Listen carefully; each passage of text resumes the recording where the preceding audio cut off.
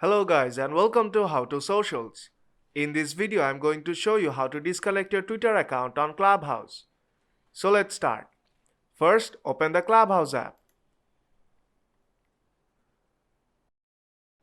First, you have to go to your profile by tapping on your profile icon on top right corner. And here you will see that your Twitter account is connected. Now if you tap on your Twitter ID, it will take you to your Twitter profile. Now to disconnect your Twitter account, tap on the settings icon on top right corner. Now scroll down to the bottom and you will see disconnect Twitter option. Now tap on that and your Twitter account will be disconnected. Now if you go back to your profile, you will see that add Twitter option is now showing up. And that's how you can disconnect your Twitter account on Clubhouse very easily.